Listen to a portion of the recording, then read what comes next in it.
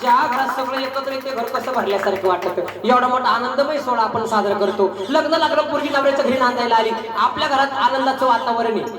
पण त्या नवरीच्या घरचा वातावरण कसं होतं, आई बापाला रडू आलं. नवरीच्या लग्नात सगळ्यात आधी रडती आई, नंतर रडतो पोरीचा बाप, नंतर रडतो पोरीचा भाऊ. स्वामी तिन्ही जगाचा आई विना भिकारी. तुमच्या पोरीचे लग्न लागले, तुम्हाला आनंद झाला का? लय मोठं दुःख झालं. काळजावरती दगड ठेवला आणि पोरी परक्याच्या घरी पाठवल्या. सगळ्यात आधी रडती आई. कोण रडतं? आई. स्वामी तिन्ही जगाचा फक्त आणि फक्त आई विना भिकारी. लेकीच्या लग्नात फक्त सगळ्यात आधी रडती आई, नंतर रडतो बाप आणि नंतर रडतो पोरींचा भाऊ. ज्या बहीण भावाचं लहानपणी कधी पटत नाही, खोडीला असेल ना, तोंडावतच वाटत. ज्या घरात मुलगी आहे ते घर खरंच आनंदाने व धनालेश्वर राहत नाही. लग्न लागलं, पाखरावाने भराने मारल्या, 2 पोरी गट घरी निघून गेले का नाही? जे घर हसरं खेळतं होतं, ज्या घरातून पोरी लहानाच्या मोठ्या झाल्या, परक्याच्या घरी पाठवल्या, सगळ्यात आधी रडली पोरीची आई. कोण रडती?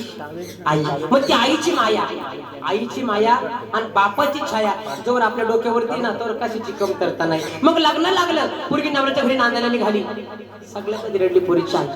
मग त्या पोरीच्या आईनं गोड शब्दात लेकीचं वर्णन केलं. माझी लाडाची लेक अशी होती ना, अशी नाहीशी झाली. मग आई गोड शब्दात वर्णन करून सांगते कशी, या माझ्या सुंदर अशा चिमणीच्या गीतातून ऐकूया. आग रत्ना सारखी जतन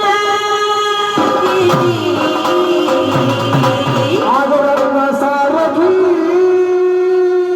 जतन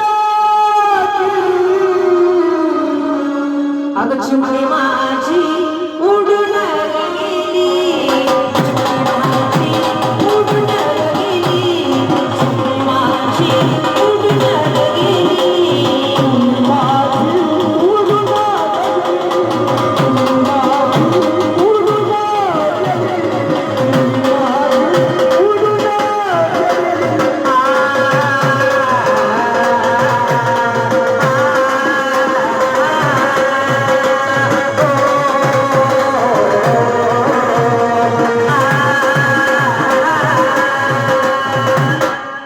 लग्न लागलं माझ्या लेकीचं.